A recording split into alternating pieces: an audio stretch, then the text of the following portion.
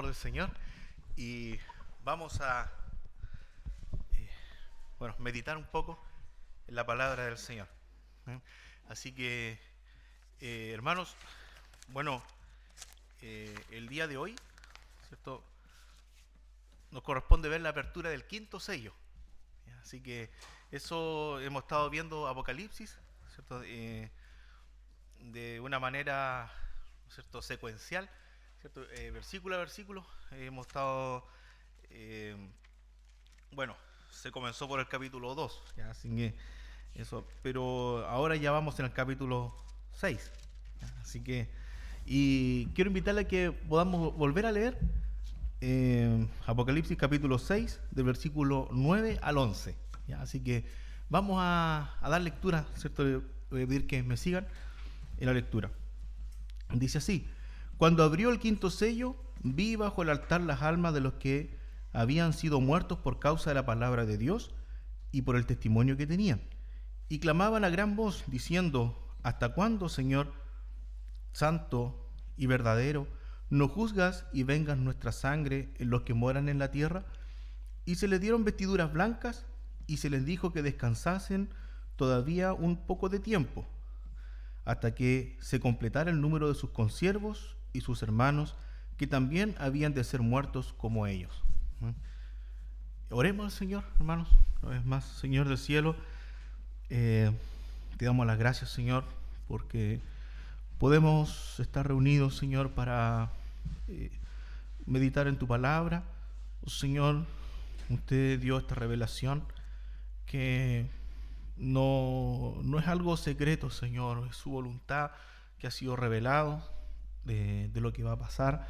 Oh Dios, de lo profético, Señor, de lo que va a suceder una vez en el mundo, que va a ocurrir, Señor. Oh Dios, le rogamos que lo que meditemos, Señor, en tu palabra, sea conforme a tu voluntad, Señor. Oh Dios, que lo que podamos tener de ella como aprendizaje en nuestras vidas sea, Señor, de tu voluntad. Le ruego, Señor, su misericordia, Señor, sobre mí, Señor, por lo que voy a decir, por lo que vamos a meditar, que, oh Dios, sea conforme a lo que tú quieres, Señor, en tu corazón. Oh Dios, que tú puedas abrir nuestras mentes, nuestros corazones, Señor, en lo espiritual, y poder atesorar tu palabra, Señor. Oh Dios, que pueda hacer en nosotros el efecto que tú quieres, lo que tú quieres, Señor, en nuestras vidas, modificar, cambiar lo que usted nos quiere hablar, Señor. Oh Dios, sea hecho en esta mañana. Oh Dios, le rogamos por la dirección de su Espíritu Santo, Señor, por lo que vamos a hacer. En el nombre de Jesús. Amén. Amén. Bien, hermanos. Un título quizá un poco, ya que se trata de la oración de los santos, que podría ser la concordancia con la voluntad de Dios. Respecto sí a la oración, a veces hay dificultades, ¿cierto?, en el mundo, hay daños, persecuciones por causa del Evangelio o daños por cosas cotidianas, y aflora, ¿cierto?, la parte humana, y se puede desear cosas, ¿cierto?, malas a la otra persona, y la Biblia enseña lo contrario. O podemos orar, ¿cierto?, por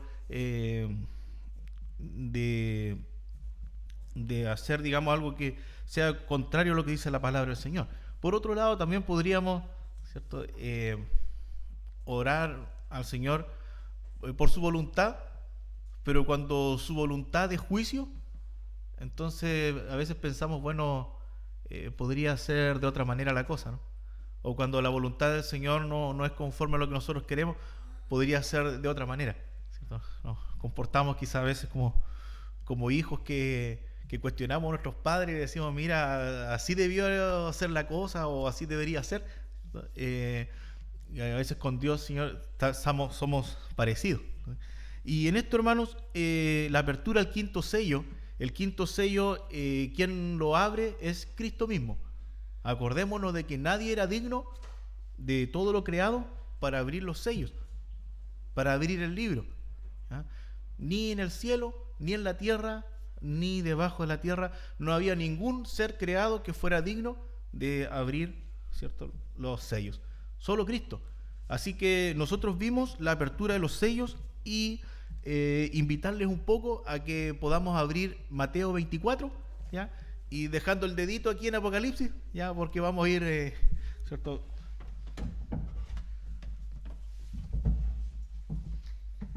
Ahí sí. ¿Ya? Entonces, en Mateo 24, ¿ya?, al Señor se le pregunta, ¿cierto? En 24, versículo 3, ¿cierto? La pregunta dice, los discípulos, dinos, Señor, ¿cuándo serán estas cosas? ¿Y qué señal habrá de tu venida y del fin del siglo? Entonces, aquí Cristo le responde, ¿cierto?, acerca de lo que va a pasar en el fin del siglo. Ahí uno tiene que ver, bueno, el fin del siglo para Israel como nación, ¿cierto?, es la venida de Cristo visible a la tierra, ¿ya? Y después pasa al gobierno milenial, ¿cierto? En el caso de la iglesia, ¿cierto?, lo que tenemos, ¿cierto?, la iglesia no está en este periodo. Entonces, Cristo empieza a decir paso a paso las preguntas, ¿ya? ¿Cuándo serán estas cosas? No les dice un tiempo determinado, pero ¿cuáles serán las señales de tu venida? Y aquí empiezan, ¿no es cierto?, una serie de señales que el Señor comienza a decir, y hasta que culmina, ¿cierto?, el capítulo 24 de Mateo con la venida de Cristo a la tierra. ¿Ya? Él empieza a decir, ¿no es cierto?, paso a paso. Y ahí es que nosotros comenzamos a hacer un paralelo entre lo que vemos en los sellos de Apocalipsis, la apertura de los sellos, con lo que dice Mateo 24. ¿Ya? Si nosotros vamos al versículo 5, Mateo 24, 5 dice, porque vendrán muchos en mi nombre diciendo, yo soy el Cristo, y a muchos se engañarán. ¿Ya? Ahí tenemos, ¿cierto?, este caballo blanco, ¿cierto?, que el jinete del caballo blanco, primer sello, ¿ya?, que salía con una corona, ¿cierto?, a vencer con un arco sin flecha, porque su victoria no era con guerras, su victoria era desde un punto de vista político, ¿cierto? Pero uno decía, bueno, Cristo es el que cabalga en caballo blanco. Sí, aquí en el primer sello tenemos un falso Cristo, ¿ya?, un falso Mesías en este tiempo. ¿Ya? Después viene, dice, teníamos el caballo bermejo, y dice, y oiréis de guerras y rumores de guerras, ¿cierto? Mirad que no os turbéis, porque es necesario que todo esto acontezca, pero aún no es el fin. Ese caballo estaba, ¿cierto?, para quitar la paz, ¿cierto? Segundo sello. Tercer sello, ¿cierto? Ese caballo negro que simbolizaba, ¿cierto?, el hambre, la escasez, ¿ya? Y la guerra, ¿cierto?, trae escasez, trae hambre, ¿ya? Así que dice versículo 7, porque se levantará nación contra nación y reino contra reino, y habrá pestes y hambres y terremotos en diferentes lugares. Entonces ahí tenemos la apertura del tercer sello, la apertura del cuarto sello, que era ese caballo amarillo, que dice la escritura, ¿no es cierto?, amarillo, pero es un amarillo verdoso. ¿Ya? El color del caballo, en el fondo, simboliza cuando hay un cadáver, ese color amarillo verdoso de un cadáver. Ese es el color del caballo, ¿cierto?, del cuarto sello, que era, ¿cierto?, pestilencia, muerte, y había diferentes, ¿cierto?, maneras en que Dios iba a ordenar que muriera, ¿cierto?, mucha población. Y de ahí el versículo 8 dice, y todo esto será principio de dolores, el comienzo nada más. Pero después también dice, versículo 9, que es lo de hoy, entonces os entregarán a tribulación y os matarán, y seréis aborrecidos de todas las gentes por causa de mi nombre. Muchos tropezarán entonces, y se entregarán unos a otros, y unos a otros se aborrecerán. Y muchos falsos profetas se levantarán y engañarán a muchos, y por haberse multiplicado la maldad, el amor de muchos se enfriará. Así que tenemos un escenario, ya que poder, hermanos, también colocar un poco más de contexto. cuando Dios trata, ¿cierto?, con la nación de Israel, tenemos una profecía que es de las 70 semanas de Daniel, que viene siendo como la columna vertebral de las profecías. ¿Ya? Todo lo demás nosotros lo podemos de alguna manera, o sea, de hecho, de todas maneras, porque es la columna vertebral, es como el hilo cronológico, podríamos decirlo, de las profecías, donde podemos ahí ir encajonando, ¿cierto?, todas las revelaciones del Señor. Y tenemos la primera parte que es las 69 semanas, ¿cierto? Y después dice, y una semana, en donde, o si lo vemos en Daniel mejor, ¿ya?, para que lo vayamos leyendo al tiro. Daniel, el capítulo 9, ¿ya? Daniel, el capítulo 9, ¿cierto?, el versículo 24, ¿ya? Ahí vamos a ver esta profecía. Así que dice así: 70 semanas están determinadas sobre tu pueblo y sobre tu santa ciudad. Entonces aquí, ¿cuál es el pueblo de Daniel? Es Israel, ¿ya? Entonces, lo que le dice aquí Dios, que sobre tu pueblo como nación, ¿cierto? Israel está determinado 70 semanas, se traduce por semanas, en el original dice 77, ya que cuando quiere decir semana es 7 de días, ¿ya? Pero al decir 77, ¿no es cierto?, esto son años, ¿ya? Son no son 70 semanas, sino que son 70 por 7, son 490 años, ¿ya? Y dice sobre tu santa ciudad, y que en este caso, ¿cuál es la ciudad santa para los judíos? Jerusalén, ¿ya? Entonces, sobre tu santa ciudad, sobre tu nación está determinado esto, ¿ya? Y dice, para terminar la prevaricación, poner fin al pecado, expiar la iniquidad. Esto lo hace Dios, ¿ya? Después de estas 70 semanas.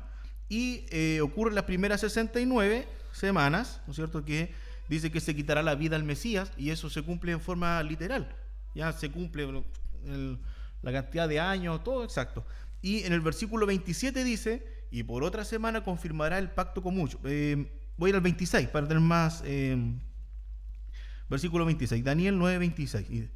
Y después de las 62 semanas se quitará la vida al Mesías.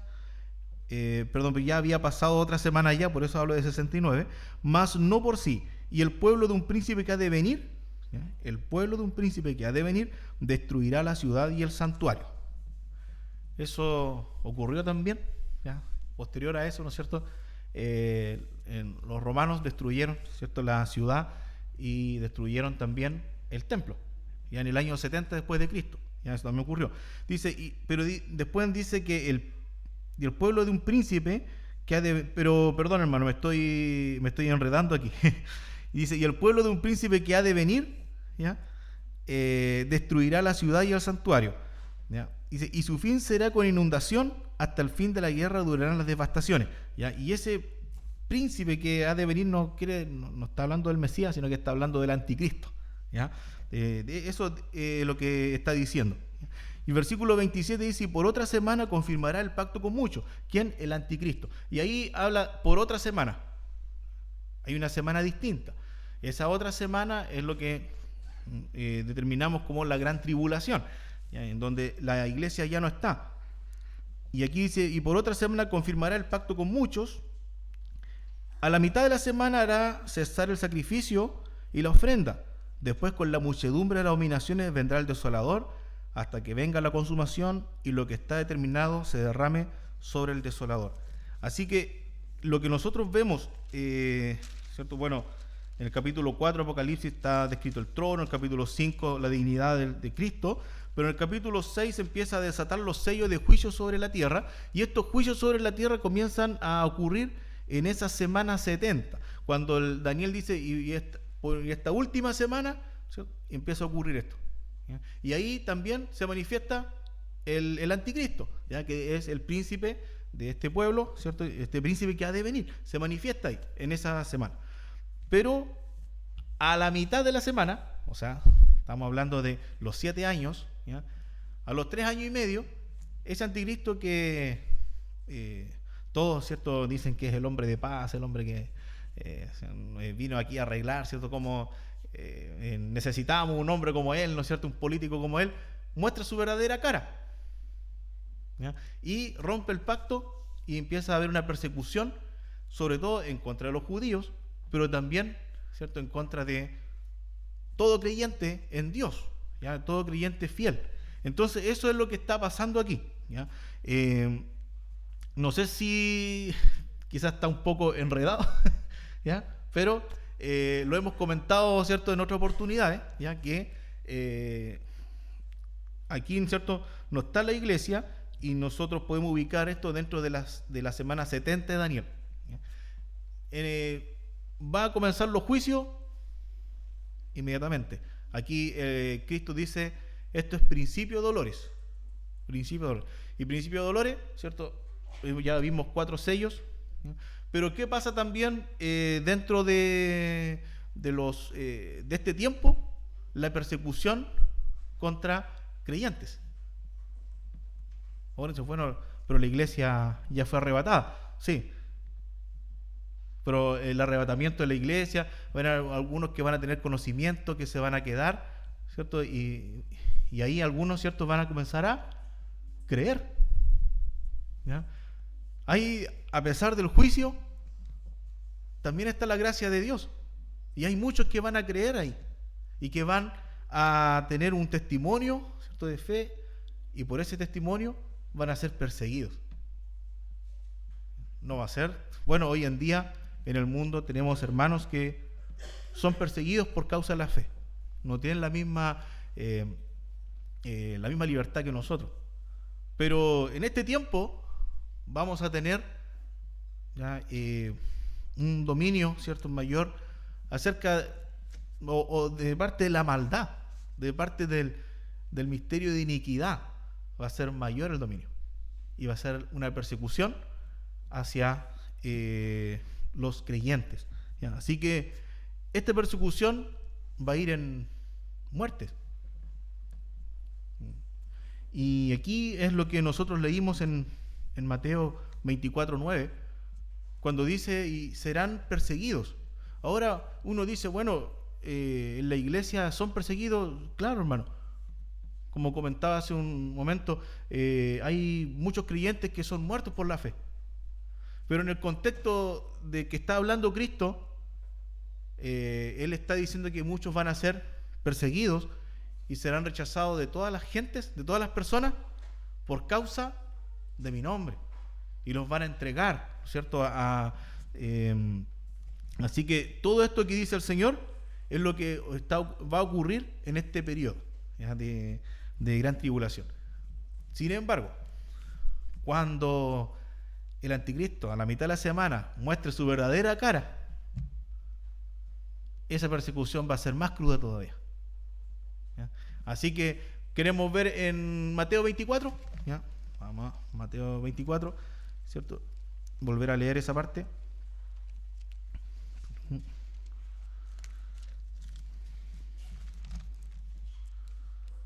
Mateo 24.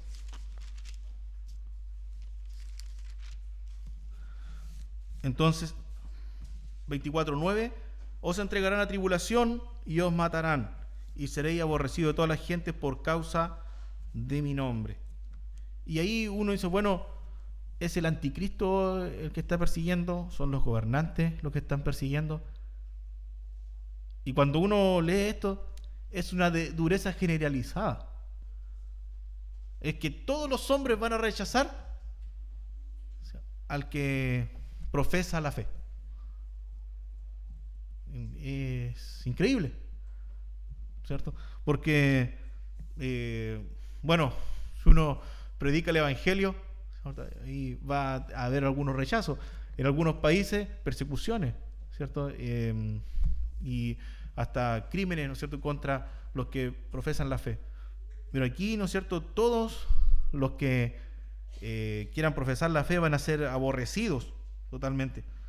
Y aquí dice, bueno, muchos tropezarán entonces. Tiene que ver con personas que creen y van a tropezar por la dificultad. No va a ser fácil, ¿no? y se entregarán unos a otros. Imagínense la confusión, la persecución, el miedo. Unos a otros se aborrecerán. Los falsos profetas se levantarán y engañarán a muchos. Por haberse multiplicado la maldad en este tiempo, dice que el amor de muchos se enfriará. Muchos que van a ser creyentes, pero va a ser tanto la maldad que van a retroceder. Va a haber persecución y maldad, van a retroceder. Y dice, más el que persevere hasta el fin, este será salvo. Y el que persevera hasta el fin va a perseverar bajo persecución y con peligro de su vida. El que muchos van a ser muertos por causa del mensaje, y este va a ser salvo. Ahora, el que persevera hasta el fin bajo toda esa persecución es porque realmente la gracia de Dios está ahí para que sea salvo, ¿ya? Pero muchos van a volver atrás, ¿ya? Y dice, será predicado el evangelio del reino en todo el mundo. Vamos a ver después también que Dios tiene sus testigos, ¿ya? Sus 144.000 sellados. Hay 2 testigos. Siempre hay un testimonio. Dios siempre tiene testigos que van a llevar a cabo su mensaje. Y en el versículo 15 hay un giro. Por tanto, cuando veáis en el lugar santo la abominación desoladora de la que habló el profeta Daniel, que es lo que nosotros vimos en Daniel 9:27, cuando rompe el pacto y se sienta en el trono de Dios para prevaricar el templo, el trono de Dios, va a mostrar su verdadera cara. Cuando sea ese momento, ¿qué dice Cristo? Entonces los que estén en Judea huyan a los montes, el que esté en la azotea no descienda a tomar algo de su casa. Lo que hay que hacer es huir. Dice, ojalá, hay de las que estén encintas, porque no van a poder correr, ¿cierto? Ojalá no sea en invierno,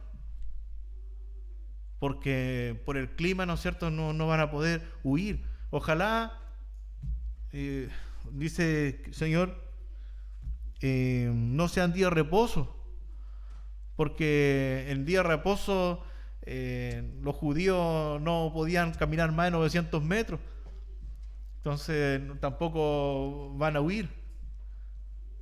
Va a haber mayor mortandad, ¿ya? Y esto es, ¿cierto?, persecución.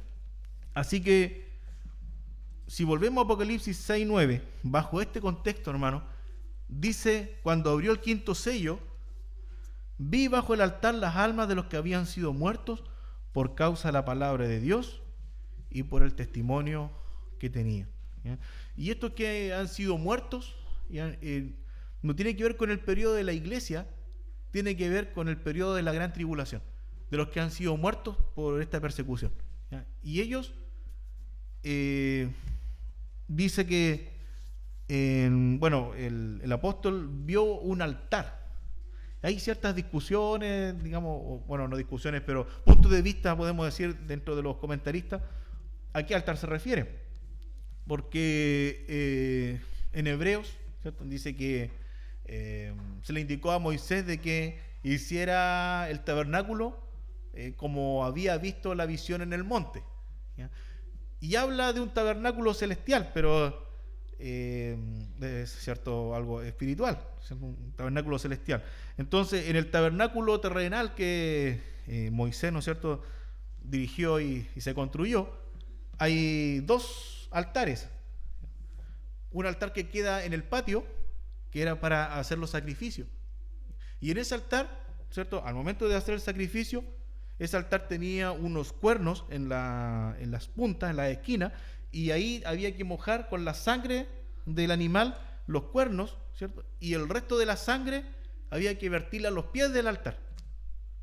Así que ahí tenemos, ¿cierto?, ese altar del sacrificio.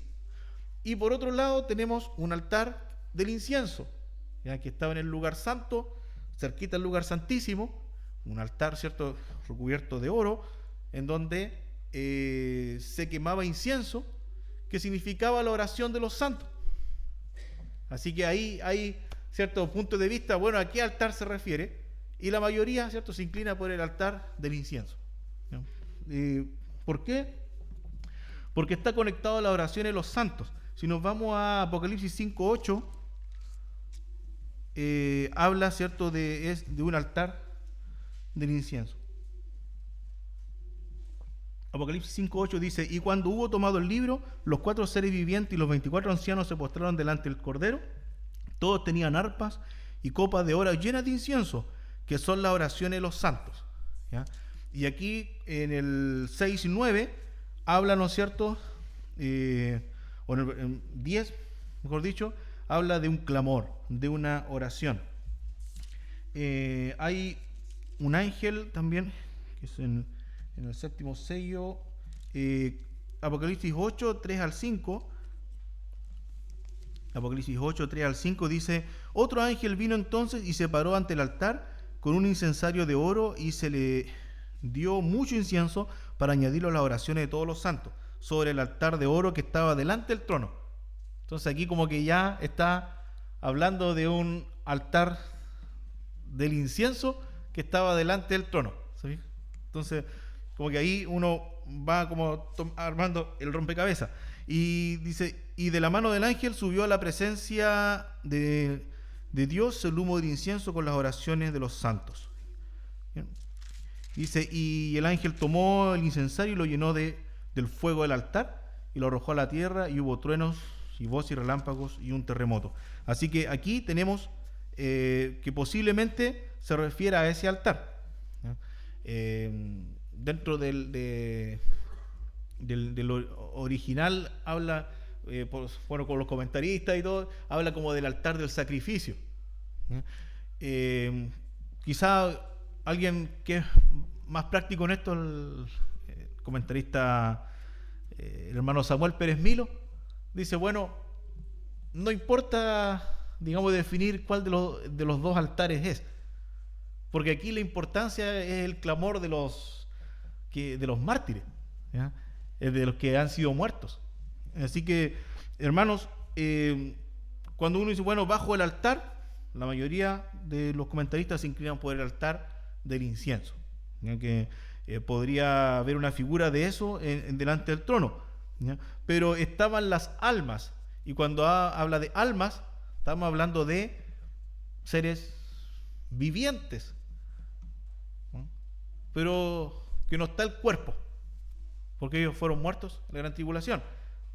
Así que está hablando de personas, ¿cierto?, que mueren por el mensaje de Cristo, o sea, mueren en Cristo, y que no están reposando, así descansando, o en un estado de inconsciencia, ¿cierto?, hasta que venga el Señor, sino que están conscientes. Están conscientes, y ellos están ahí ahora clamando, y están clamando por justicia.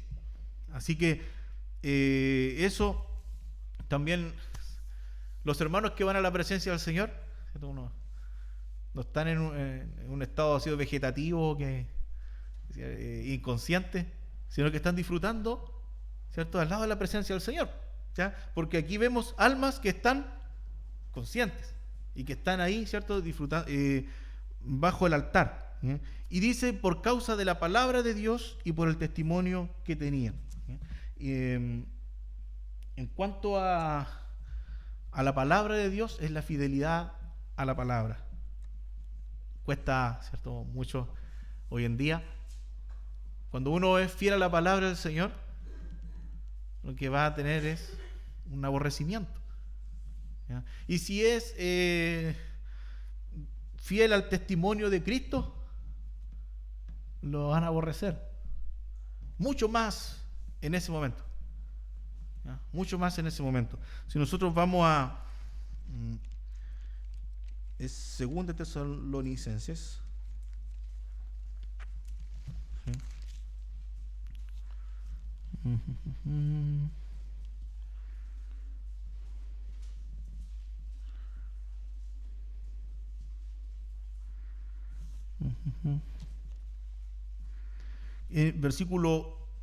Capítulo 2, versículo 7, ¿ya? Dice: porque ya está en acción el misterio de iniquidad, Solo que hay quien al presente lo detiene, hasta que él a su vez se ha quitado del medio, y entonces se manifestará aquel inicuo, que se refiere al anticristo, a quien el Señor matará con el espíritu de su boca y destruirá con el resplandor de su venida. Pero va a ser al final del periodo, ¿ya? Entonces el misterio de iniquidad, la maldad, ¿cierto? Está ya en el mundo, pero hay quien lo frena. Y aquí, bueno, una vez le pregunté a un pastor, ¿quién será quien lo frene? Me dijo, pues no sé, pregúntale a los tesalonicenses. Pero dentro de los comentaristas, ¿no es cierto? Más la mayoría, ¿cierto? Dice, bueno, aquí no puede ser nadie más que Dios mismo, el Espíritu Santo. ¿Quién lo detiene? ¿Ya? Y ahí, ¿no es cierto? Él detiene para que es una gracia al Señor, para que no sea desatada la maldad. Pero cuando sea el periodo de tribulación, entonces podemos decir como ese tranque que hay, no está. ¿Me entiendes? Ese es el contexto de la gran tribulación. Y en el contexto de ese periodo de maldad es que estos mártires sufrieron por la causa del Señor. O van a sufrir, mejor dicho, ya que la profecía lo da como pasado, ¿ya? Pero van a sufrir, ¿cierto?, este martirio. Hermanos, dice en el versículo Apocalipsis 6 y 10. ¿Ya? Vamos a ir avanzando. Dice, y clamaban a gran voz diciendo, ¿hasta cuándo, Señor, santo y verdadero, nos juzgas y venga nuestra sangre en los que moran en la tierra? ¿Ya? Y aquí, ¿no es cierto?, la pregunta, porque en realidad lo que ellos sí saben es que Dios va a juzgar a la maldad, ¿cierto?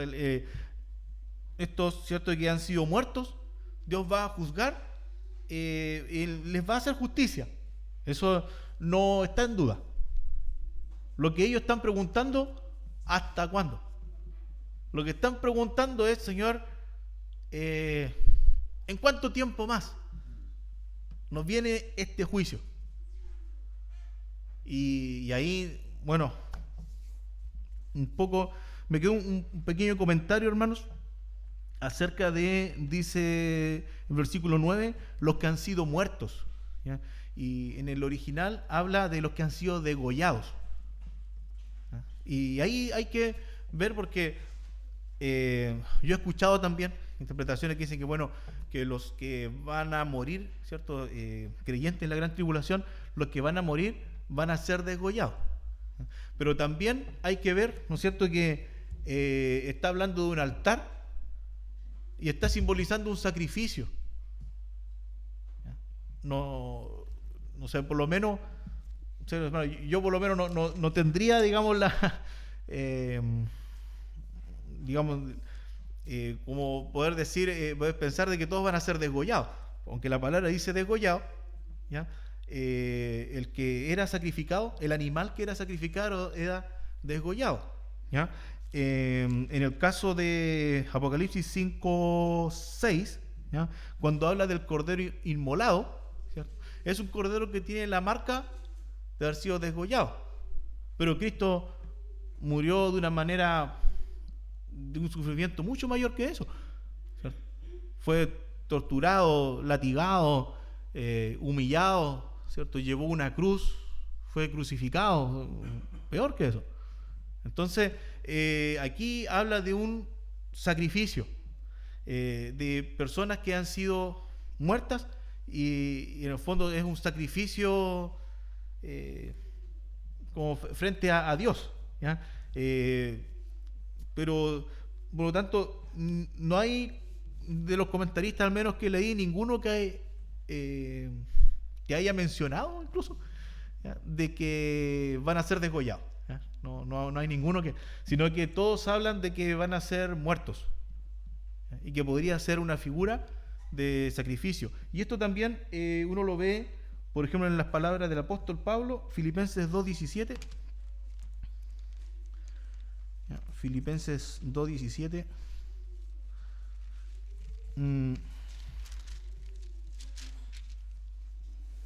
¿ya? En donde él habla de su vida como un sacrificio, ¿ya? Pablo dice: y aunque sea derramado en libación sobre el sacrificio y servicio de vuestra fe, me gozo y regocijo con todos vosotros, ¿ya? Y la libación era, después que se hacía el sacrificio animal, rociaban vino sobre el animal, ¿no es cierto?, como para que saliera aún un olor más fragante con el fuego, ¿ya? Y eso es la libación.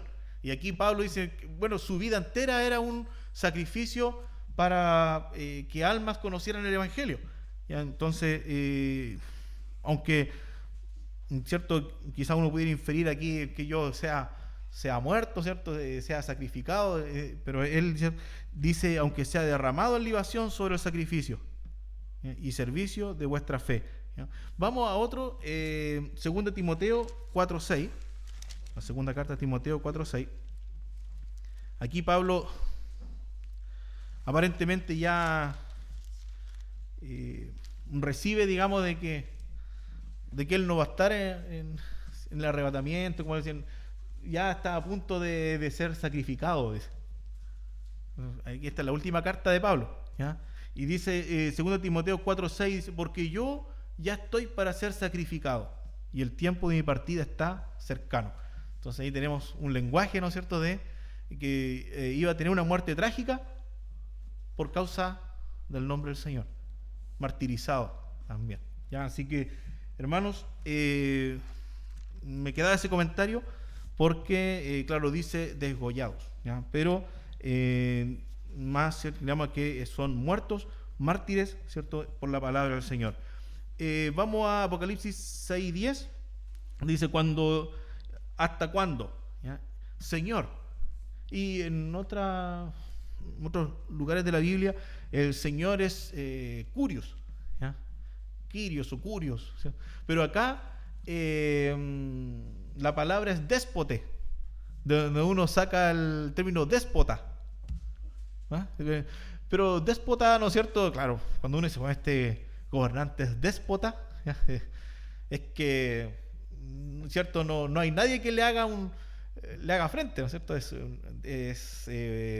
Tiene todo dominio, o él al menos ejerce, ¿cierto?, la autoridad sin que nadie lo pare, ¿cierto? Es un despotismo, ¿ya? Es déspota. O si hay un jefe déspota, ¿no es cierto? Todo eso, ¿ya?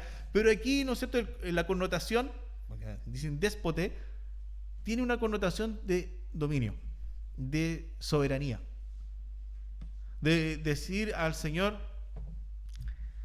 tú puedes ejercer el juicio y no hay quien pueda parar. Tú puedes ejercer dominio y gobierno y no hay quien pueda parar. Toda soberanía es de Dios, ¿ya? Así que bajo ese término, porque nosotros semánticamente siempre lo asociamos a algo negativo, ¿ya? Pero si vamos a la autoridad de Dios, no hay quien pueda hacer frente al poder de Dios, ¿ya? Así que se traduce por Señor, santo, apartado de toda impureza, ¿cierto? Y si es apartado de toda impureza, Él entonces va a juzgar la impureza, ¿ya? Y verdadero, o sea, lo que Él dijo y prometió, lo va a cumplir al pie de la letra. No es falso, no es mentiroso. Él va a cumplir lo que Él dijo. Entonces acá la oración, ¿cierto?, de estos mártires, que dice, soberano Dios, tú que eres santo, por lo tanto castigas el mal, y verdadero, no vas a dejar tus promesas al aire, incumplida, no vas a desconocer, sino que Dios es verdadero, ¿sí? No juzgas ni vengan nuestra sangre los que mueran en la tierra. Y aquí esta es una oración que parece ser imprecatoria, ¿no? El término imprecatorio quiere decir que maldice a otro. Y ahí uno queda como un poco, hace un poco de corte, ¿eh? Porque dice, bueno, esto están orando para que Dios ejerza juicio en venganza de lo que le hicieron a ellos. Bueno, ¿cómo pueden estar en Cristo esta gente, no es cierto? Pero eso es lo que vamos a aclarar. Ya, hermano. No es el ejemplo del Señor, ¿ya? En Mateo 24:9, cuando Jesús, ¿cierto?, está en la cruz, ¿qué dice? Perdónale, Señor, porque no saben lo que hace.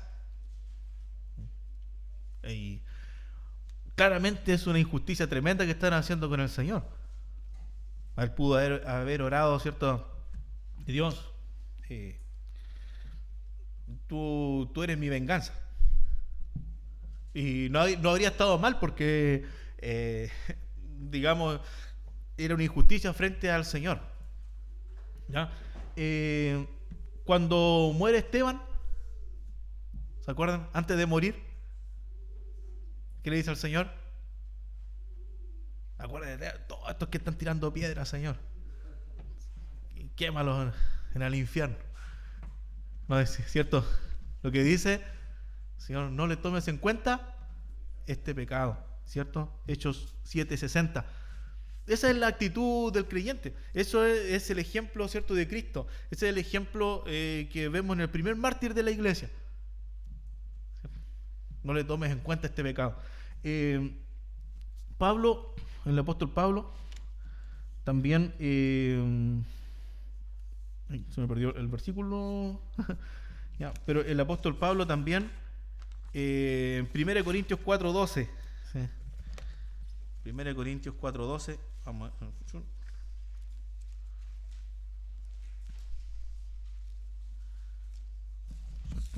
¿Y qué dice ahí?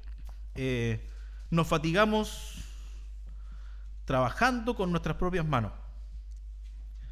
Nos maldicen y se la devolvemos. No sé, otra versión está, ¿eh? No, ¿cierto? Nos maldicen y bendecimos, ¿ya? Padecemos persecución y la soportamos, ¿ya? Eso es, ¿cierto?, para la iglesia. Entonces uno dice, ¿cómo estas personas oran pidiendo el juicio de Dios? Entonces, hermanos, en cuanto a ello, ¿cierto?, nuestras oraciones deben ser conforme a la voluntad de Dios y nuestras acciones conforme a la voluntad de Dios. ¿Cuál es la voluntad de Dios? ¿Cierto? Vamos a Romanos capítulo 12. Romanos capítulo 12 y vamos a ver ahí en el versículo 17 al 21.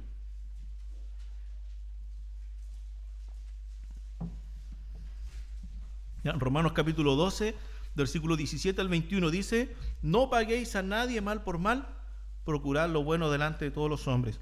Si es posible, en cuanto dependa de vosotros, estad en paz con todos los hombres. No os venguéis vosotros mismos, amados míos, sino dejad lugar a la ira de Dios, porque escrito está: mía es la venganza, yo pagaré, dice el Señor. Así que si tu enemigo tuviere hambre, dale de comer; si tuviere sed, dale de beber. Pues haciendo esto, ascuas de fuego amontonará sobre su cabeza. No seas vencido de lo malo, sino vence con el bien el mal. Ese es el mandamiento, ¿cierto?, parte del Señor. Entonces, nuestra oración, si hay alguien que nos persigue como creyente, ¿cierto? Señor, sí, quémalo, ¿no? La oración es, ¿cierto?, que Dios cambie su corazón, ¿cierto? Es bendecir, ¿no? Si alguien nos hace daño por otra causa, ¿cierto?, igual bendecirle en nuestro corazón, ¿cierto? Y uno, ¿cierto?, Señor, no es, ¿cierto?, desear el mal, ¿ya?, sino que desear el bien. Ahora, eso, ¿cierto?, es para la iglesia, pero en el contexto en que están los mártires en Apocalipsis, está en un contexto de juicio.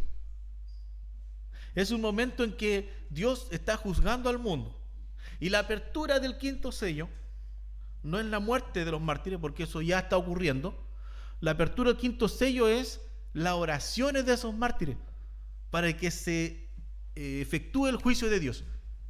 Por lo tanto, ellos están orando conforme a la voluntad de Dios para que esté el juicio de Dios. ¿Ya? Dios no es una persona, no hace, ¿cierto? No se le pasa por alto a la maldad. A Dios no es que, bueno, Dios no te das cuenta que me están dañando, no te das cuenta que me están persiguiendo, Dios no te das cuenta que, mira, mi hermano de sangre, mi hermana de sangre, mi primo, mi tío, ¿cierto? Me está afligiendo. No, Dios sí lo sabe. Pero la voluntad de Dios es no pagar con el mal, sino que bendecir. ¿Sí? Y la venganza es del Señor. ¿Ya? Dios no es Él toma venganza.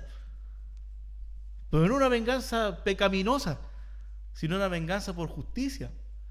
Nosotros tomamos venganza pecaminosa. ¿Ya? Pero Dios justamente lo hace justo, ¿ya? Y poder, hermanos, leer quizá el Salmo 94. Hay varios salmos que se agrupan, podríamos decirlo, se denominan como salmos imprecatorios. ¿Ya? Castiga a los enemigos, las saetas, los juicios, como que le estuviera deseando el mal. ¿Ya? Pero en realidad están orando ¿en pos de qué? De la aplicación de la justicia de Dios. ¿Ya? Así que el Salmo 94, hermano, del versículo 1 al 11, vamos a leer rapidito, atrás un poquito, dice: Jehová, Dios de las venganzas. Uno cuando habla de los atributos de Dios siempre habla del amor, ¿cierto? Es todo poder, omnisciente, omnipresente. No habla del Dios de las venganzas. No es muy popular eso. Pero Él no pasa por alto. Imagínense, hermano. Dice: Jehová, Dios de las venganzas. Dios de las venganzas, muéstrate. Engrandécete, oh juez de la tierra. Da el pago a los soberbios. ¿Hasta cuándo los impíos? ¿Cuándo, oh Jehová, se gozarán los impíos? ¿Hasta cuándo hablarán cosas duras y se vanagloriarán todos los que hacen iniquidad? A tu pueblo, oh Jehová, quebrantan y a tu heredad afligen. A la viuda y al extranjero matan, y a los huérfanos quitan la vida. Y dijeron: no verá Jehová, ni entenderá el Dios de Jacob. Entended, necios del pueblo, y vosotros, fatuos, ¿cuándo seréis sabios? Él hizo el oído, ¿no oirá? Él formó el ojo, ¿no verá? Él castiga a las naciones, ¿no reprenderá? ¿No sabrá el que enseña al hombre la ciencia? Jehová conoce los pensamientos de los hombres, que son vanidad.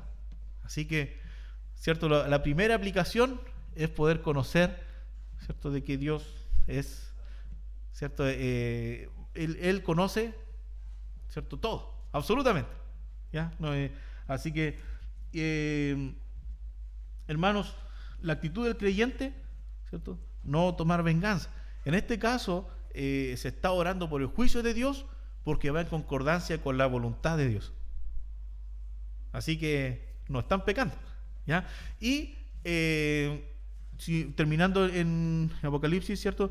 Ahí también hay se le da vestiduras blancas, ¿ya? Que tiene que ver, ¿no es cierto?, con vestiduras de justicia, ¿ya? Y ahí hay también que comentar un poquito, porque hay algunos comentaristas que dicen, bueno, son almas, pero ¿cómo un alma puede usar vestidura? Entonces algunos han escapado un poquito más allá, ser como más hiperliteralistas, digamos, y dicen, bueno, ¿cómo un alma puede usar vestidura? ¿Cierto? Es como un espíritu, le coloca la vestidura y se cae, ¿no? Entonces, tiene que haber quizá algún cuerpo intermedio que tienen como... Hermano, no, lo que está hablando aquí es un simbolismo de que se le viste con vestiduras blancas de justicia, ¿ya? Solo hay dos cuerpos, ¿ya? Con el que nace, ¿cierto?, que es la creación, y una vez, ¿cierto?, que muere, o los que están en Cristo, ¿no es cierto?, van a ser transformados con un cuerpo nuevo, una naturaleza nueva, que es, ¿cierto?, después de la resurrección, ¿ya? Hay dos cuerpos, ¿cierto? Uno con el que estamos, ¿ya? Y si morimos en Cristo, o si estamos vivos cuando Cristo, ¿cierto?, venga a buscar la iglesia, dice que van a ser transformados. Lo que nos ha hablado nuestro hermano Carlos, ¿no es cierto?, en 1 Corintios 15, ese es un segundo cuerpo. No hay un cuerpo intermedio. ¿Ya? Así que, ojo con eso, digamos que de repente podría haber alguna confusión. Hermano. Eh, claro, pero en esta visión sí. En esta visión, claro, tiene que ver con justicia. ¿Ya? Dice que se le dieron vestiduras blancas.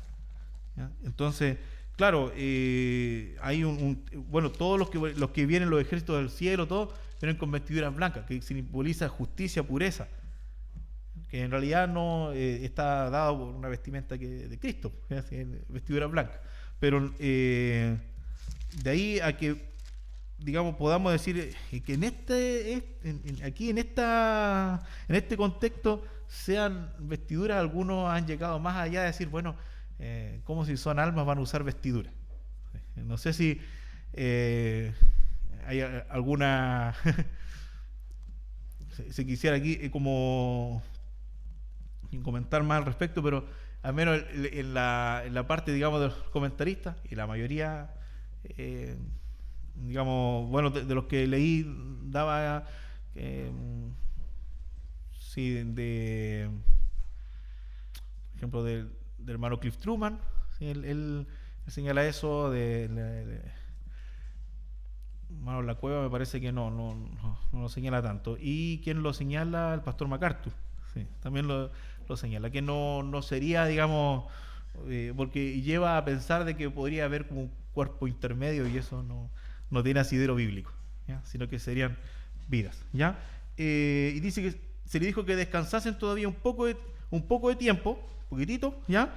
Y que van a haber, ¿cierto?, más muertos por el Evangelio.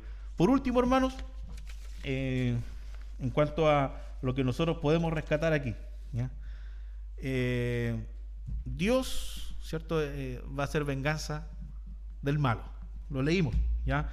La actitud del creyente es no tomar venganza, ¿cierto? Y aquí no es que ellos querían la venganza. Lo que ellos querían era la aplicación del juicio de Dios. O sea, va en concordancia con lo que Dios quiere, ¿ya? Y la oración del creyente siempre debe ser con el establecimiento de la voluntad de Dios, ¿ya? Si nosotros vamos a Mateo 6:10, vamos un poquito a Mateo 6:10, ¿ya? Dice, vamos a esperar un poquito. Mateo 6:10 dice: venga tu reino, hágase tu voluntad, como en el cielo, así también en la tierra. Entonces, la concordancia, ¿no es cierto?, de hágase tu voluntad. A veces la voluntad de Dios igual es juicio, a veces la voluntad de Dios no es lo que nosotros queremos, pero la voluntad, ¿cierto?, lo que nosotros tenemos que orar también es que el reino de Dios, ¿cierto?, que va a ser sobre la tierra, ¿cierto? Tenemos que orar, ¿cierto?, por el reino de Dios, ¿ya? Ese debe ser nuestro deseo, ¿ya? Que Dios cumpla lo que está establecido. Ese debe ser nuestro deseo, ¿ya? Orar conforme a la voluntad de Dios. Que salve a los que son suyos. Ese es nuestro deseo, ¿cierto? Orar, ¿ya? Nuestra oración, ¿no es cierto?, bueno, no es como los mártires, ¿cierto?, pero en este caso, ¿cierto?, también orar, bueno, eso de que Dios, ¿cierto?, pueda hacer conforme a su voluntad, ¿ya?, y su reino. Y los que viven en el reino, en este momento, espiritualmente hablando, somos nosotros. Así que en ese sentido también podemos nosotros someternos al reinado de Cristo, espiritualmente hablando, ¿ya? Pero un día también Cristo va a venir físicamente para reinar físicamente. Así que eso también, ¿cierto?, ser parte de nuestra oración. Vamos a orar al Señor. No sé si ya oramos al Señor. Padre Santo, estamos, oh Dios, meditando tu palabra, Señor, y vemos esta oración de los mártires de la iglesia. Señor, que ellos oraban para que se cumplieran los juicios, Señor. Oh Dios, no con un espíritu vengativo, sino que conforme a tu voluntad. Y sabemos que esto es futuro, sabemos que usted, Señor, lo revela. Más a nosotros, Señor, ayúdanos a hacer tu voluntad también. Oh Dios, mostrar la misma actitud del Señor, la misma actitud, Señor, que hubo cuando estaba en la cruz, cuando fue maltratado. Oh Dios, danos la fuerza, Señor, para que nuestras oraciones vayan de acuerdo también y nuestra vida conforme a tu voluntad, Señor. Oh Dios, poder bendecir a los que nos persiguen, poder, Señor, también orar, oh Dios, por tu voluntad, Señor, por tu reino. Oh Dios, sabemos, Señor, de que tú eres un Dios vengador de toda maldad. Nosotros, Señor, podemos gozar de gracia porque en Cristo, Señor, se pagó toda maldad. Pero, oh Dios, nada de lo malo, quizás podríamos pensar, Señor, que el malo puede hacer lo que quiere, mas, Señor, tú tienes la última palabra, el último juicio. Ayúdanos, Dios, a entender esto. Ayúdanos, Señor, a vivir conforme a lo que hemos podido, Señor, meditar y que tú puedas guiar, Señor, también nuestras decisiones, nuestras vidas, nuestras oraciones, Señor, que sean conforme a tu voluntad. En el nombre de Jesús, amén.